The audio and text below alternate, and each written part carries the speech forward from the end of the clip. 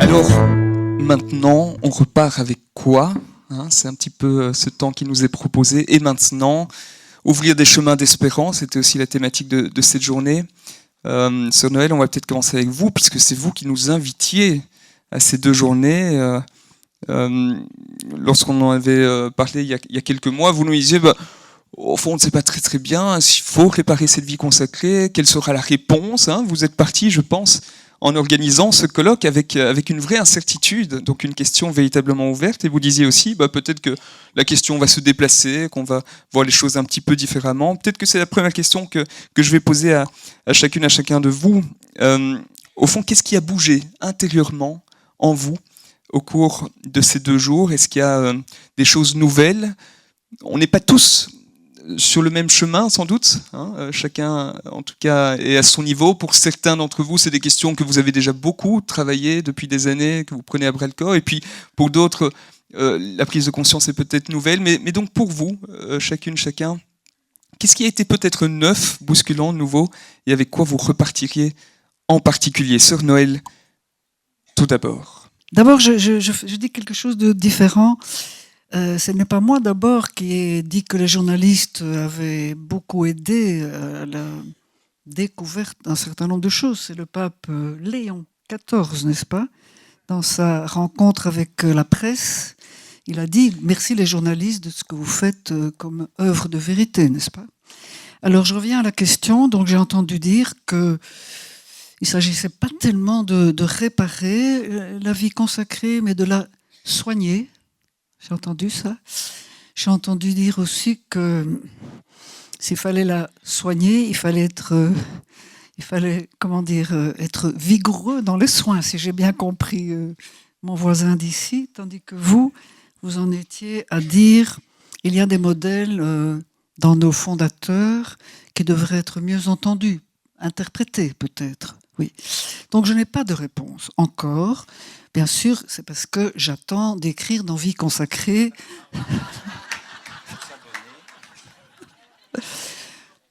Non, il faut un peu de temps. Alors, j'insiste là-dessus parce que nous avons besoin de réflexion.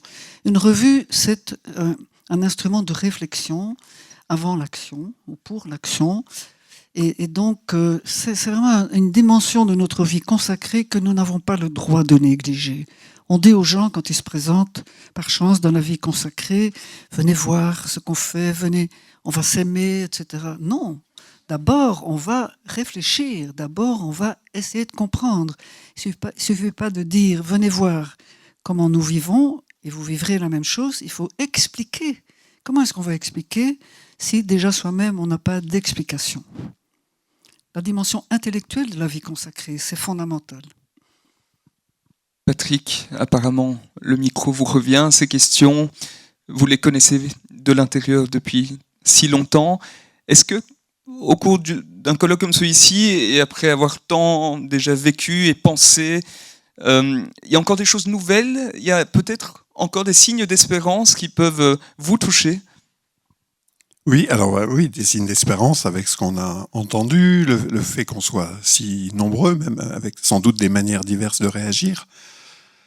Pour moi, très personnellement, l'espérance, c'était en entendant en particulier Bruno, frère Bruno, et puis frère Éric, en disant, voilà, là je consonne vraiment profondément, et je disais en aparté tout à l'heure à frère Bruno, moi je l'ai entendu quand j'étais étudiant à l'aumônerie des grandes écoles, dire au fond des choses, non pas qui se répètent depuis 40 ans, mais des choses qui n'étaient pas si forcément différentes, et dont je m'étais dit, mais si la vie religieuse, c'est ça, on peut y aller.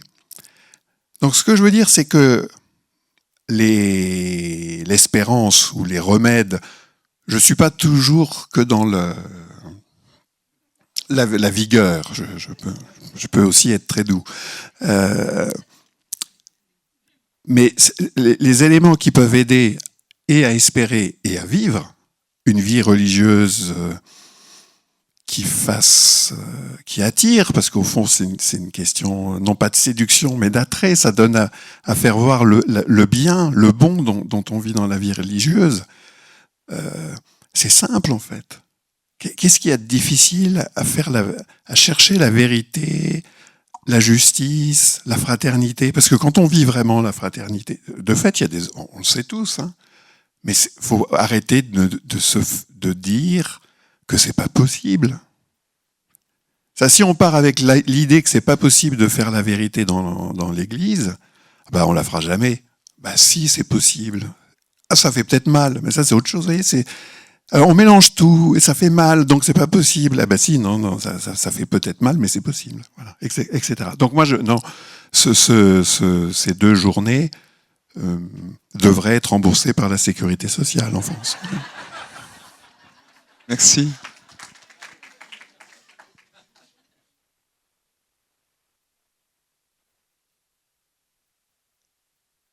Bon, outre le fait que ce que tu as dit ne nous rajeunit pas, mais non, ce qui me semble très particulier, enfin c'est ça qui me frappe le plus. Nous parlons de questions qui sont difficiles, sur lesquelles nous savons tous que nous avons eu des difficultés et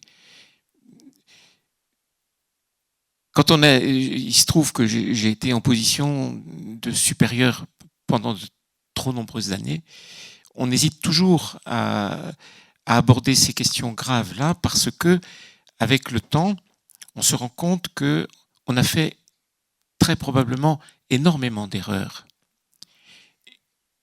Énormément. Et on ne le savait pas. Mais en écoutant les expériences, en écoutant les réactions, on se rend bien compte, oui, il y a du temps là, tu aurais pu faire autrement. Mais quoi qu'il en soit de cette difficulté, le fait même que tant de congrégations se réunissent et que tant de congrégations se réunissent en espérant pouvoir recueillir de l'expérience d'autres quelque chose qui est vrai pour elles. Pour moi, c'est ça le principal fruit d'une rencontre comme ça. Découvrir que nous avons quelque chose en commun, que nous le menons de façon différenciée et que pourtant, c'est vraiment différencié à condition que chacun grandisse de l'expérience d'autrui. Ça, c'est irremplaçable, il me semble. Merci. Et ça montre qu'au-delà de tout ce qu'on aura entendu, vous avez vécu une expérience ensemble. Monseigneur Éric. Frère Éric, c'est très bien. Frère Éric. S'il vous plaît. J'ai noté 2 expressions avec lesquelles je repars. Je dis pas qu'elles sont d'une nouveauté absolue, mais il faut vraiment qu'elles restent bien là. Sœur Isabelle, le premier jour, être cru, c'est le pilier pour soigner l'irréparé. Et puis une autre expression, c'était Agatha, déplier le processus de décision. Et je trouve que justement, en fait, beaucoup de choses se nichent dans la confusion ou dans la rapidité ou dans le manque de clarification. J'ai bien aimé les petites interventions canoniques aussi. Je trouve qu'on en a besoin. Un mot est un mot. Et la théologie aussi doit nous aider normalement. Un mot est un mot. Et donc, à la fois cette dimension d'a priori de croire l'autre. C'est quand même un peu idiot de le dire parce que la foi, c'est quand même un acte de croire. Mais justement, parfois, on a tellement un langage qui enrobe peut-être, je sais pas, qui ne dit pas. Donc apprendre à dire, apprendre à déplier la décision pour bien à la fois la décortiquer et la comprendre dans son ensemble, quand on se parle, quand on ne se comprend pas, et puis être cru et croire l'autre. Voilà, il y aurait beaucoup à dire, mais je m'arrête là. On a beaucoup discuté évidemment de l'Église, et d'ailleurs beaucoup de choses qui ont été dites hier ne concernaient peut-être pas spécifiquement, voire pas d'abord la vie consacrée, la vie religieuse.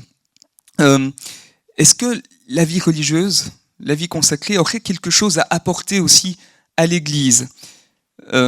On a évoqué la question du féminin, du masculin. Certains m'ont dit, au fond, ce qu'on vit ici, bah oui, les religieux sont très engagés sur ces questions de dénonciation, de volonté d'avancer par rapport aux questions d'abus. En revanche, dans l'église diocésaine, c'est beaucoup plus difficile. Pour les prêtres, singulièrement, c'est beaucoup plus difficile. Est-ce que c'est aussi quelque chose que vous ressentez? Vous avez le sentiment que vous avez une mission spécifique à apporter vis-à-vis de l'église? Et peut-être que frère Eric, qui est justement à l'intersection, là maintenant, depuis peu, entre ces deux champs d'action, qu'est-ce que vous auriez envie de nous partager? On va s'y coller. On va s'y coller. Ben, je m'interroge encore pourquoi avoir effectivement cette nomination. Qu'est-ce que, du fait de mes 25 ans de vie religieuse, elle peut apporter dans l'épiscopat, elle peut apporter dans l'Église? Pour l'instant, bon, ça fait que 4 mois, mais ça me donne une boussole pour les rencontres.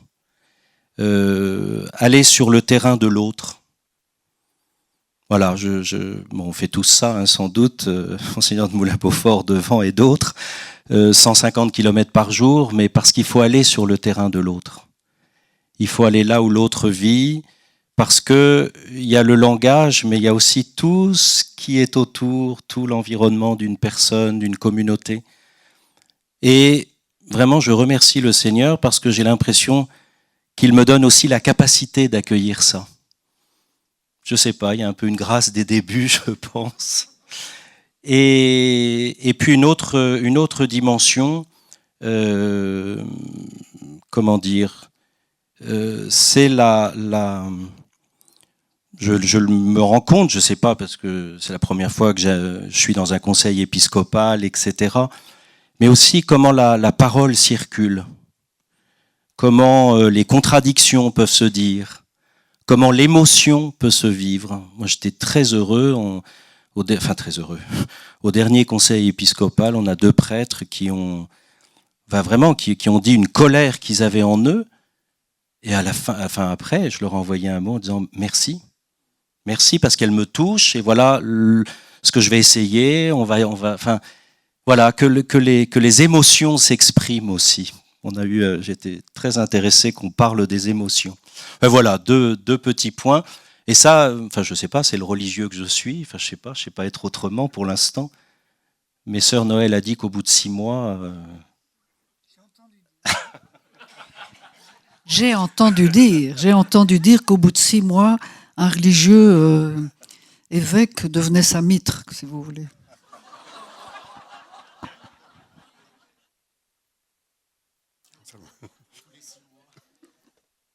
N'ayant pas de mitre, j'en profite.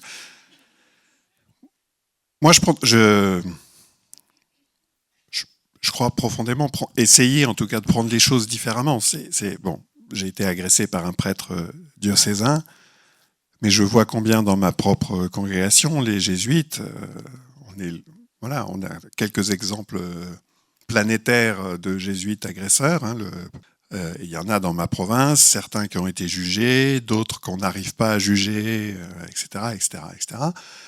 Quand j'ai à la fois contacté l'évêque du diocèse de Verdun où j'avais été agressé, puis après été en contact à travers différents biais avec la conférence épiscopale, j'espère, en tout cas c'était mon souhait, de ne jamais avoir semblé de donner de leçons parce que nous étions religieux et que nous saurions mieux faire. Et j'ai plutôt eu, moi, l'impression d'être solidaire d'un malheur commun. Et en se disant, essayons de faire face ensemble. Voilà. Ça m'a pas empêché d'interpeller les évêques quand il le fallait. Voilà. Mais je pense qu'au contraire, c'est peut-être l'occasion. Alors je vais revenir à l'idée centrale de mon propos d'hier, mais en raison même de notre baptême. Voilà. Et là, le baptême, il est commun à tous, ordonnés, prêtres, pas ordonnés. Voilà. Donc, je crois... et il y a une expérience féconde, il me semble, en tout cas, moi, c'est vraiment le sentiment que j'ai, de rencontrer tous ces chrétiens, catholiques, qui cherchent chacun à leur manière, mais du même côté, à ce que vérité, justice fraternité soit faite. Et c'est heureux, je trouve, de se replonger dans la recherche commune du peuple chrétien, quels que soient les états de vie, pour dire comme ça. Voilà. Donc, moi, j'y trouve plutôt un appui, parfois des sources de désolation, en me disant, non, mais ça fait des années qu'on dit la même chose, pourquoi on l'entend pas? Ça reste mystérieux, mais bon, c'est un mystère qui est dans les Écritures. Hein. Pourquoi les oreilles ne s'ouvrent-elles pas? Bon, voilà. Donc, faut pas désespérer, parce que c'est au cœur même de ce que le Christ a porté et les prophètes avant lui. Et donc, on sait qu'il y a on peut apprendre une manière de tenir, de persévérer, hein, ce que rappelait Bruno en citant la lettre aux Romains de saint Paul. Mais cette persévérance, elle est d'autant plus possible qu'on en fait une expérience commune, baptismale, chrétienne, croyante. Ouais.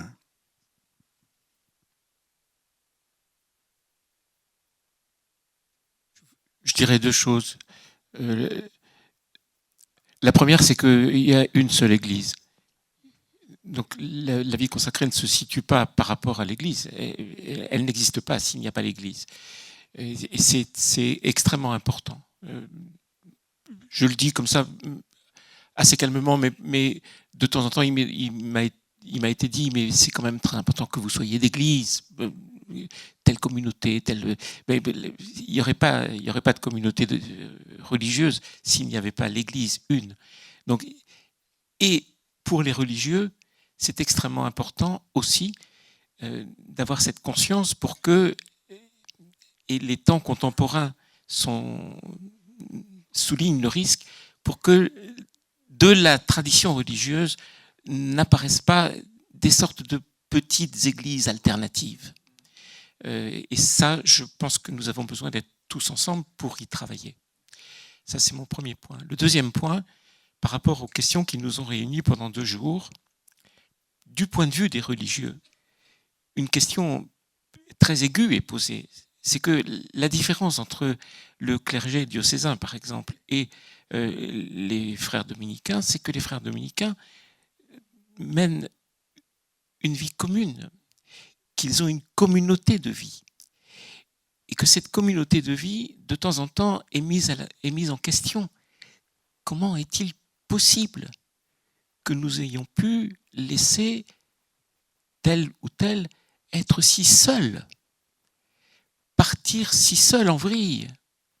Comment est-il possible qu'on ait fait comme si c'était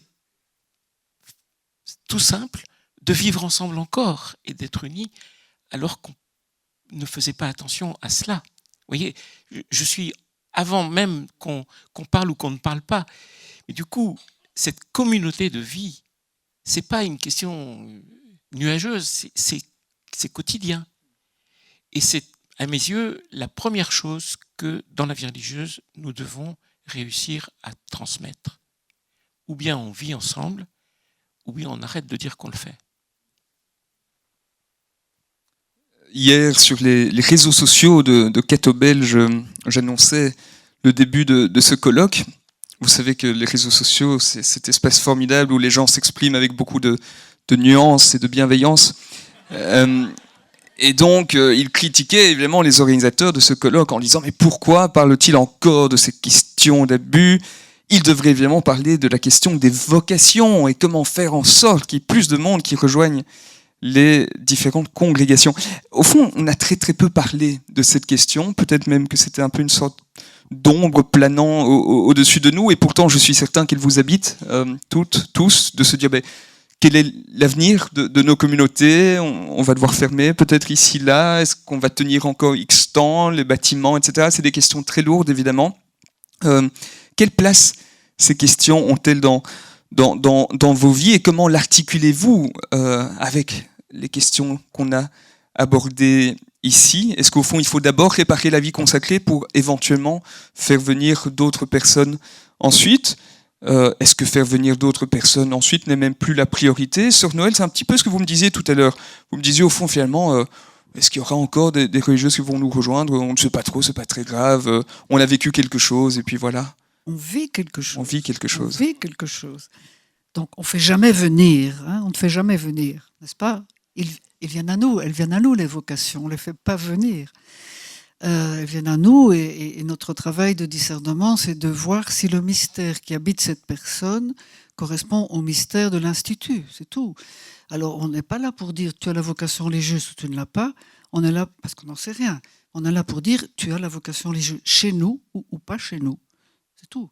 Donc on ne les fait pas venir. Mais c'est vrai, je disais, nous qui sommes un tout petit institut, peut-être en voie de déclin, ça ne nous importe plus de savoir si on nous rejoindra ou pas. Nous n'avons pas fermé la porte. Nous n'avons pas fermé la porte, ce que d'autres instituts ont fait, mais, parce que nous verrons bien ce que Dieu fait.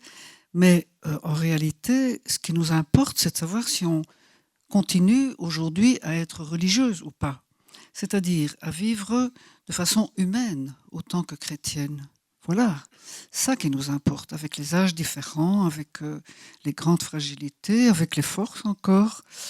Est-ce que nous réussissons encore aujourd'hui à être des religieux? C'est ça la question. Après, qui va nous rejoindre?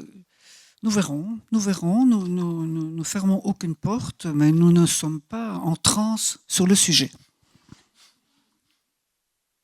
Patrick, qui est encore des jésuites à l'avenir, c'est une source de préoccupation? Ah bon, on va quand même pas laisser les dominicains nous passer devant, donc...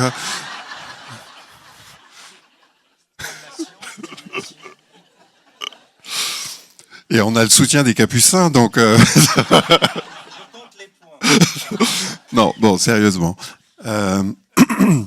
Dans ma communauté à Oxford, cette année, il y a 4 jeunes religieux, c'est-à-dire qui ont tout juste fait leur noviciat et 2 ans de vie religieuse. Voilà, j'avais reçu pour consigne de mon provincial de surtout rien dire aux plus jeunes. Bon, moi, j'ai pas 2 communautés en fonction des âges de la vie religieuse, j'en ai qu'une. Et sans entrer dans les détails, mais j'ai dit, voilà, pourquoi il y avait des membres de ma communauté qui souffraient de la situation, parce qu'un des jésuites venait d'être suspendu et que ça les choquait.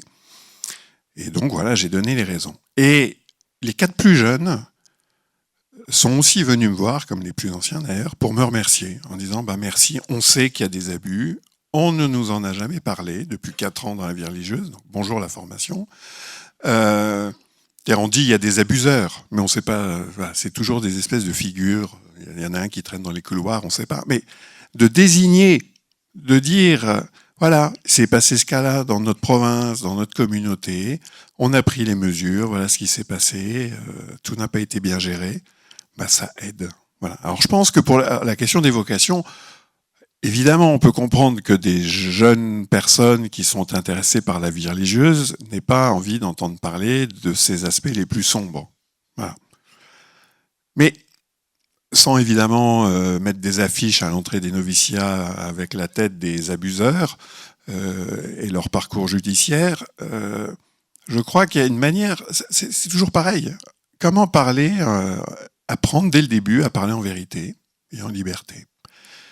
Ça, même si ça défrise certains des plus jeunes, pas tous, c'est pas le problème. On n'est pas là pour plaire. Voilà. C'est à nouveau, je pense que là, il y a un critère radical. Jésus n'a jamais attiré qui que ce soit en cherchant à lui plaire. On voit même que par moments, on se demande comment un certain nombre de gens l'ont suivi, vu le personnage. Donc, il n'y a rien à jouer, en fait. Il ne s'agit pas de devenir rugueux pour avoir plus l'air du Christ ou je sais pas. Non. Mais faire la vérité, je préfère beaucoup cette expression d'ailleurs, faire la vérité, parce que la vérité, on ne la possède pas comme un bloc. Voilà. Ça ne peut que contribuer à la solidité des vocations, de la vie religieuse. Donc oui, c'est un terreau fertile. Bon, il ne s'agit pas de faire de la promotion des vocations avec les statistiques des agresseurs. Il faut être raisonnable aussi. Mais le cacher n'aidera pas plus. Voilà.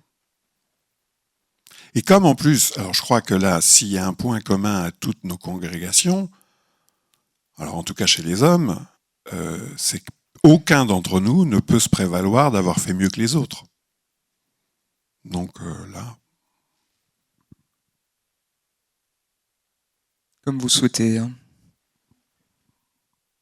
Je pense qu'il faut distinguer. Il y a des situations où un institut, à un moment donné, n'est pas suffisamment bien dans ses baskets, et il le sait bien, Et donc, pendant un temps, il peut dire c'est pas le moment d'accueillir. Pourquoi? Parce que accueillir, ça veut dire être joyeux de transmettre un patrimoine spirituel à des gens qu'on ne connaît pas encore, mais qui apprennent à nous connaître et que nous apprenons à connaître, et à qui on fait confiance pour que, recevant ce patrimoine spirituel, ils le fassent évoluer. Alors ça, pour faire ça, faut être à peu près bien dans ses baskets. Si à un moment donné on n'est pas bien, on suspend le temps et puis on continue à vivre. Et puis quand on se sent un peu mieux, voilà, si quelqu'un frappe, on ouvre. Donc on ne peut pas prendre des décisions tranchées au couteau, sauf quand il y a des dysfonctionnements des formes de vie religieuse. Et ça, il faut les corriger avant de les transmettre. Donc, voilà. Eric. Alors ça va tout à fait dans la suite parce que moi j'étais en charge des vocations, on en a eu quelques-unes et sont toutes parties. Quand je suis devenu provincial, j'ai dit qu'est-ce qu'on fait? Est-ce qu'on arrête? Est-ce qu'on est encore en capacité d'accueillir? Et à ce moment-là, nous nous sommes tournés vers des sœurs Clarisse en disant voilà, nous, on n'y arrive plus. Mais on était vraiment mais morts intérieurement. Hein. Enfin, je veux dire fatigués, pas morts, non, fatigués, vraiment fatigués d'accueillir, enfin, de gesticuler. Et on a été voir les sœurs parce que j'avais lu dans un livre sur Claire d'Assise qu'en fait Claire était la gardienne de l'esprit des frères. Et donc, on y a été. Il y a une sœur dans la salle qui se souvient de la première fois où on a été complètement dépités. Et puis petit à petit, les sœurs nous ont aidés à pouvoir bâtir un temps de formation commun, frères et sœurs. C'est-à-dire que l'altérité soit au cœur de la formation. Et deuxièmement, parce que la question à laquelle on était arrivé, c'est finalement, parce que j'entendais toujours les jeunes sont ci, les jeunes sont ça, ils sont trop ci, trop ça. Mais à aucun moment c'était et nous, comment nous n'avons pas su les accompagner? Comment nous n'avons pas su aider à ce que leur liberté grandisse? Et puis j'avais simplement une phrase du pape François à des formateurs au séminaire, c'était apprenez-leur, à des formateurs, oui c'est ça, diocésains, apprenez-leur aux séminaristes la liberté de rester en Dieu. Et je me suis dit voilà, ça c'est l'orientation et quels moyens on va se donner pour faire grandir quelqu'un, donc l'altérité, un temps de retraite annuelle, enfin, etc. On a travaillé notre tradition franciscaine, Saint-Bonaventure, on a fait un peu de tout ça. Voilà, comment on peut petit à petit donner des moyens pour faire grandir quelqu'un dans la liberté de rester en Dieu. Bon, je vous dis ça, mais c'était des années d'expérience. Merci. Alors ici, on est essentiellement dans une forme d'entre-nous franco-belge. Plusieurs personnes me disaient, au fond, tout ce dont on discute ici, en Afrique, en Inde, c'est tabou, absolu. C'est un sujet sur lequel j'aimerais peut-être vous entendre aussi un petit peu, d'autant que vous êtes dans des congrégations internationales, d'autant que les Européens ont évidemment une responsabilité dans le développement de la vie consacrée telle qu'elle s'est développée dans ces régions. Est-ce que là, il y a une priorité, il y a quelque chose à faire, ou bien d'abord essayer d'avancer un peu plus ici, et puis qu'est-ce que vous auriez envie de nous partager sur ces questions? On peut prendre un petit temps de silence.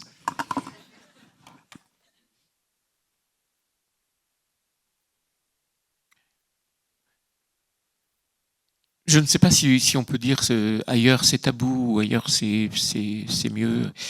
Ce qui est important dans l'expérience que je vous partage, c'est dans nos chapitres généraux. Il se trouve que chez nous, de la chance, on fait un chapitre général tous les 3 ans. Donc, tous les 3 ans, les frères se donnent des nouvelles de ce qui se passe ici, là, comment ça marche, etc.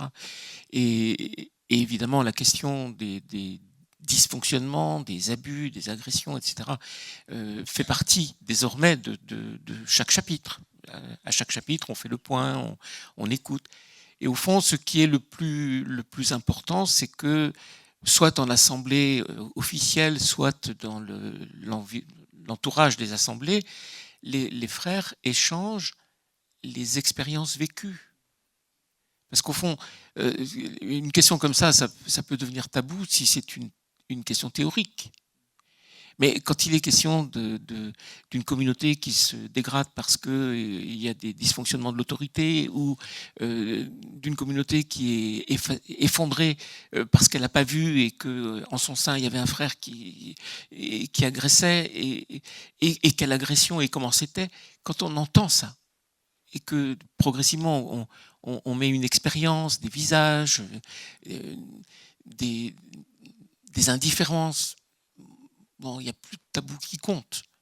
Après, comment les cultures s'y prennent pour faire face, là, pour le coup, c'est important que les Occidentaux du Nord sachent que, désormais, ils ne sont plus les seuls à décider comment, dans l'Église, on aborde des questions.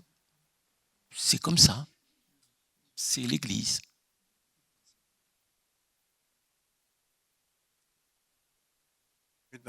Nous, on se réunit beaucoup moins souvent.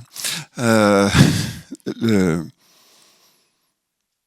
vais partir d'un témoignage d'un provincial qui nous a envoyé pendant longtemps des scolastiques, des jésuites se former ici au Centre Sèvres. Et ce provincial est devenu ensuite évêque dans son pays.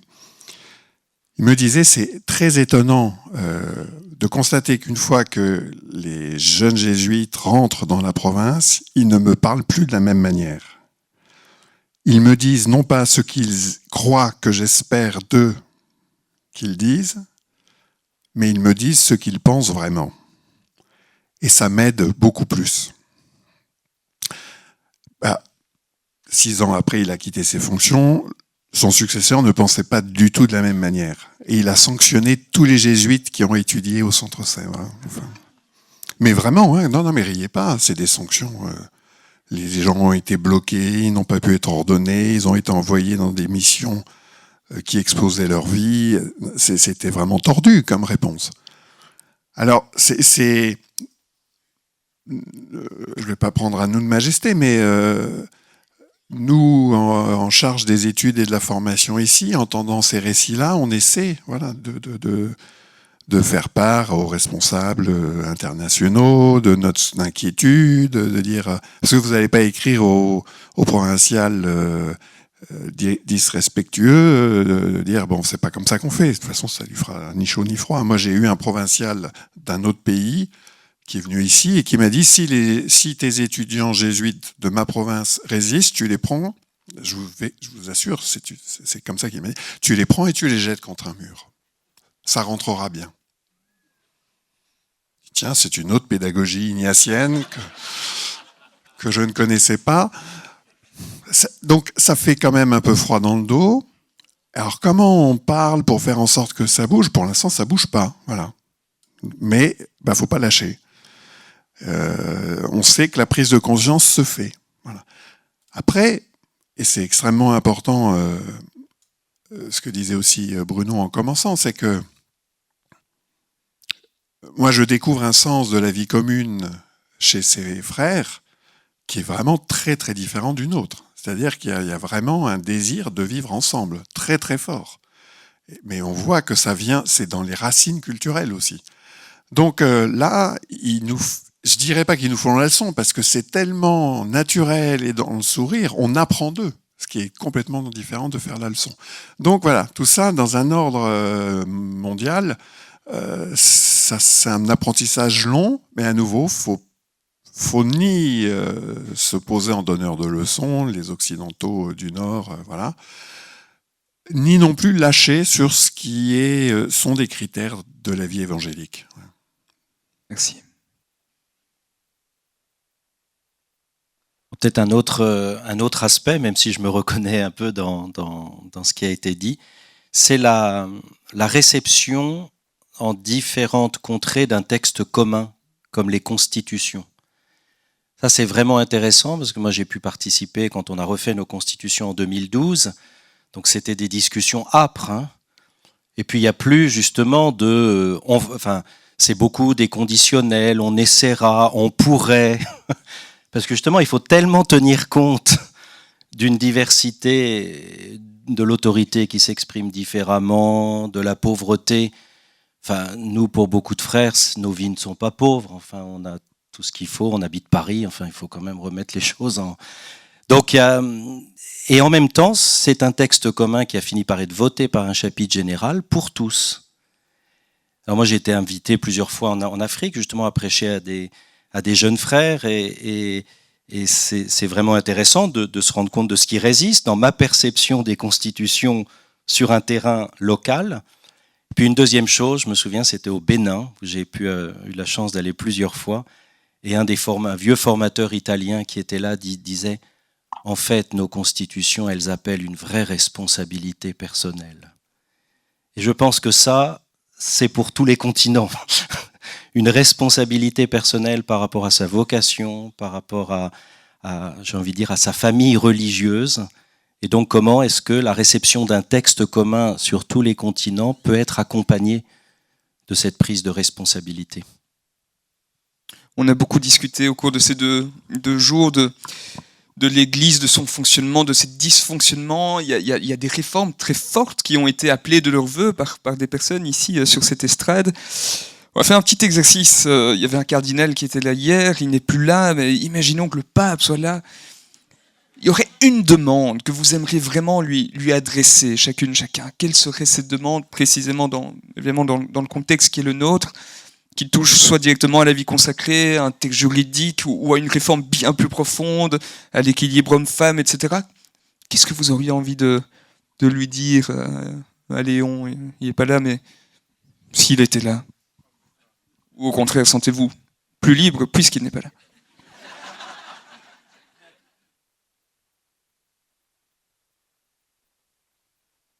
Alors moi, je lui dirais, par exemple, comme je parle à Gonzague, hein, c'est la place, non? Continuez, parce qu'on vous observe, on vous attend. Vous venez enfin de parler dans l'exhortation d'Ilexité et vous avez donné le ton, déjà. C'est-à-dire, vous avez entendu, hein, les pauvres d'abord. Donc, on aimerait bien que le pape Léon s'agite un peu plus, mais c'est pas son tempérament, on dirait, hein.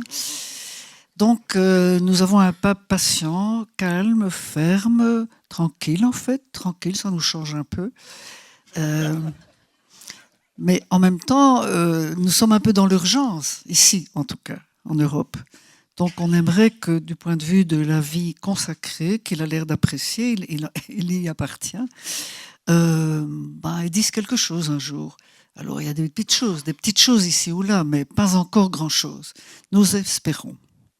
Ils disent quoi? Quelque chose sur la vie consacrée ou sur la question des abus en son sein? Ça, il parlera comme François. Il dira comme François. Avancer, un abus sexuel de trop, une personne abusée, un abus de trop. Qu'on ne parle pas de chiffres et de centaines de milliers ou je ne sais pas quoi. Un abus, c'est un abus de trop. Mais il y a d'autres abus que des abus sexuels.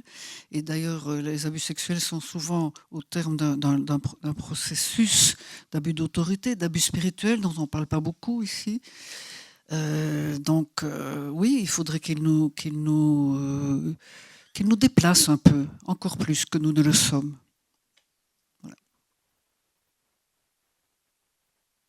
Je lui dirais, vous nous parlez beaucoup de l'unité depuis que vous avez été élu, et voilà, il y a le principe augustinien. Mais comment vous nous aidez à parler de l'unité et de respecter la diversité? Aidez-nous à travailler ça entre nous, provoquez-nous à travailler ça entre nous, à la fois la diversité des états de vie, hommes, femmes, enfin toutes les diversités. Et comment pouvons-nous aller de la diversité à l'unité, de l'unité à la diversité? Je pense qu'on a vraiment à se saisir de ça.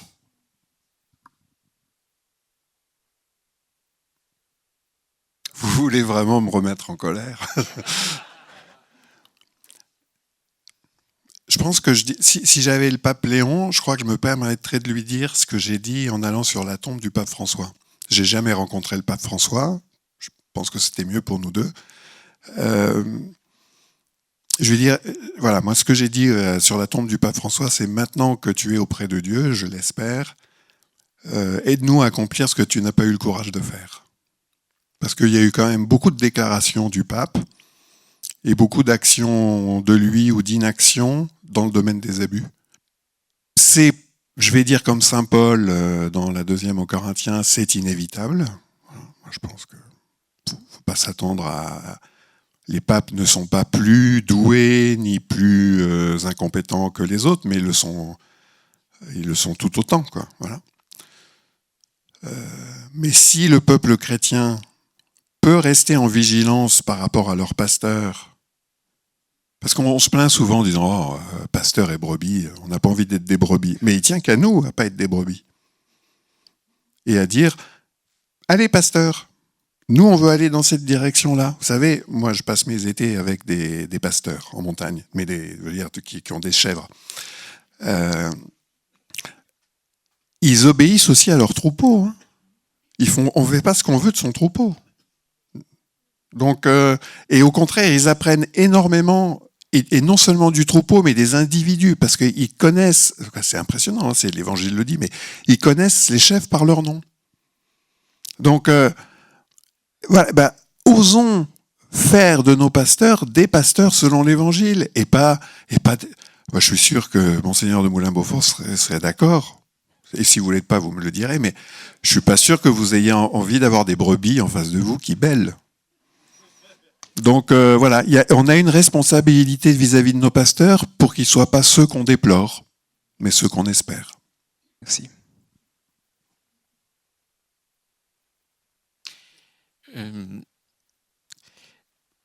Je dirais deux choses. La première, dans l'Église, désormais, on a quand même mis en place des processus, des règles, alors que ceci fonctionne. Hein, voilà, que ceci fonctionne. Maintenant, moi je ne dirais pas que le pape Léon ne dit rien, il parle de l'unité augustinienne et il en parle depuis le début, et avec insistance. Et peut-être bien qu'il ne l'a pas encore suffisamment fait parce qu'on a encore trop tendance à penser que oui, il dit ça parce qu'il est augustinien, mais non, il le dit parce que l'Église en a besoin. Et puis il n'en dit pas tellement plus. Et ça, alors, pour le coup, je pense que c'est un discours que nous pouvons entendre. Puisqu'il dit, je parle un peu effacé, mais le pape ne fait pas l'Église. Et je parle à des personnes consacrées qui vivent dans des communautés, dans des instituts, où les supérieurs non plus ne font pas leur institut. Donc, fonctionnez comme vous devez fonctionner, parce que ça va entraîner l'Église. Et pour ça, il n'a pas besoin de faire de grands discours. Il joue la subsidiarité. Il me paraît être assez à sa place, en fait. Il rencontrera dans 2 semaines, justement, des victimes d'abus sexuels belges qui lui rendront visite. La prochaine étape, hein, il y a eu ce colloque. Quel serait le prochain petit pas qu'on pourrait faire? Alors, la revue Vie consacrée n'a pas vocation à organiser des colloques, hein, mais en même temps, vu le succès de celui-ci, est-ce que vous dites on va recommencer dans 1 an? Je ne sais pas. C'est beaucoup de travail, évidemment.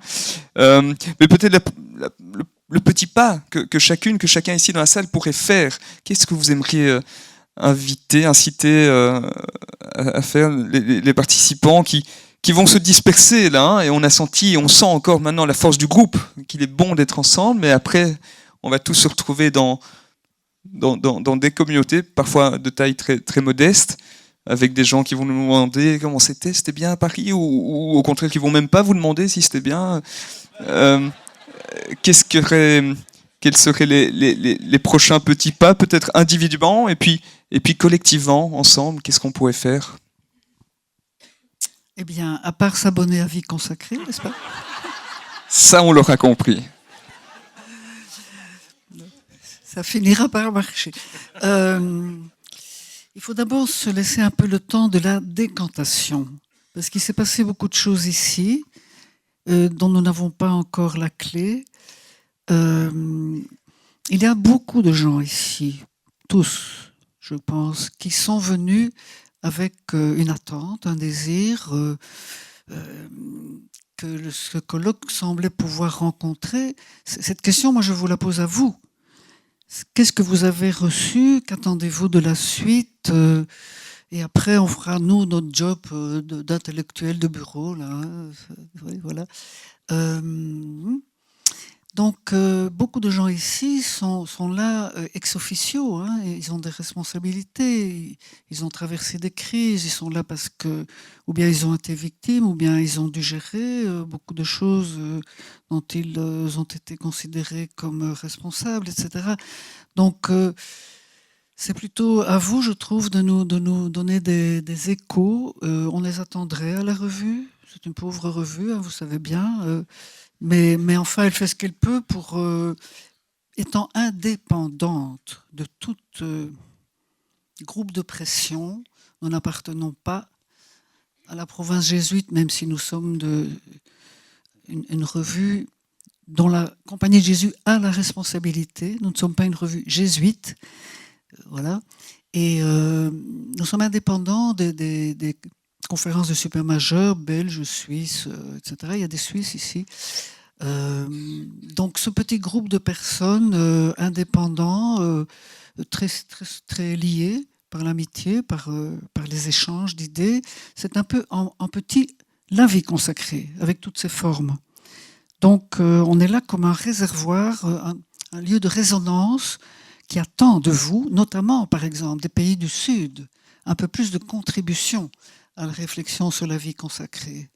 Quand on cherche des réflexions un peu élaborées sur la vie consacrée venant du Sud, d'Afrique par exemple, c'est difficile. Donc, à part les canonistes, il faut quand même le dire encore une fois, qui font des progrès considérables du côté des gens qui disent des choses sur les abus, par exemple. Ce sont souvent des Africains, canonistes, africaines aussi surtout. Eh bien, à part le milieu du droit canon, je ne vois pas encore chez les théologiens se lever, luire des étoiles. J'attends. Et si vous voyez une étoile, envoyez-la nous. Si vous vous abonnez aux recherches de sciences religieuses, non, moi je reste. Il y a deux choses. Une première qui fait écho à deux communications, celle d'Agatha et celle de Bruno.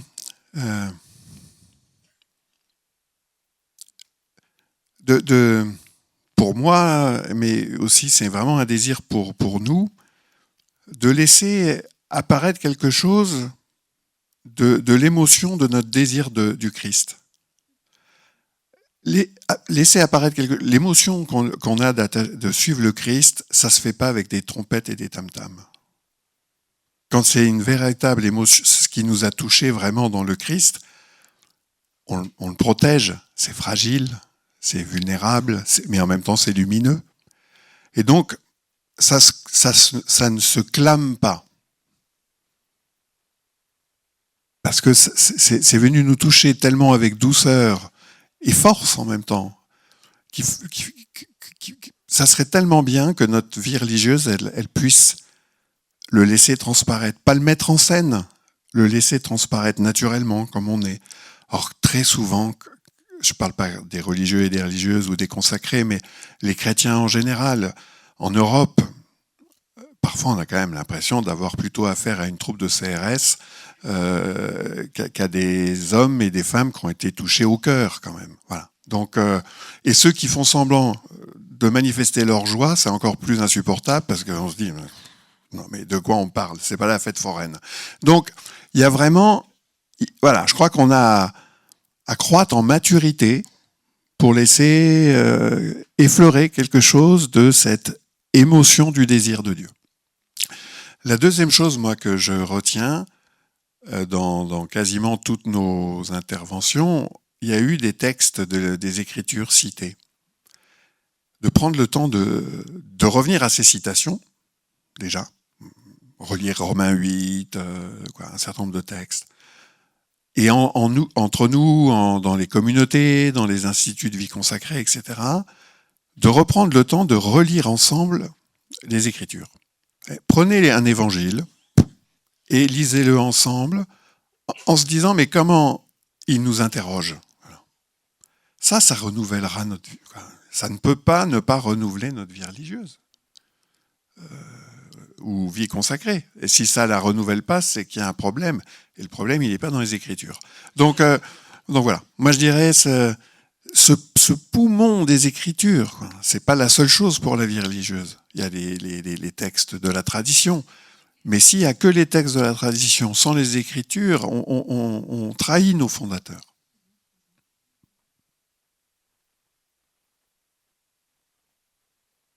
Je suis d'accord avec beaucoup de choses qui ont été dites là. Je rebondis sur la question des Écritures. Je pense que au retour chez nous, il y a au moins deux témoignages qu'on peut donner. Le premier, c'est que la question du traitement des abus dans l'Église est une question qui est toujours d'actualité et quitte à le répéter, on va en parler, pas pour en parler comme du haut d'une chaire, mais on va en parler parce que ça fait désormais partie de l'expérience vécue. Et donc je pense qu'il faut détaboutiser ce qui risque de le devenir. Et pour faire ça, le mieux, c'est de le faire en étant heureux de devenir croyants ensemble. Moi, ma conviction, c'est qu'être religieux, c'est des petits bonshommes, des petites bonnes femmes qui ont besoin d'être à plusieurs pour devenir croyants. Voilà. Et donc, lire la parole, l'écouter, en vivre, en avoir marre. Et enfin, voilà, c'est ça qu'il faut faire. Mais j'ajoute une chose. En écoutant toutes les expériences, nous nous rendons compte, me semble-t-il, qu'il y a encore dans la vie consacrée et dans la vie religieuse, qu'il y a encore des maltraitances de la liberté individuelle des personnes, de l'autonomie des personnes, qu'il y a des spiritualisations qui abîment les personnes et qui représentent des jougs inutiles qu'on fait peser sur des personnes. Mon souhait, c'est qu'après une réunion comme celle-ci, pendant 1 an, dans chacun de nos instituts, nous fassions attention à allumer une petite alarme chaque fois que ceci semble être en train d'arriver. Ça n'est pas possible qu'on continue à traiter des personnes en aliénant leur liberté, en aliénant leur conscience, au nom de je ne sais quelle spiritualité. Si.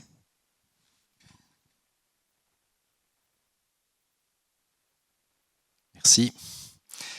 De manière très prosaïque, je me disais, d'ici 1 semaine, prenons le temps de relire nos notes. Moi, je le fais avec un stabilo en général.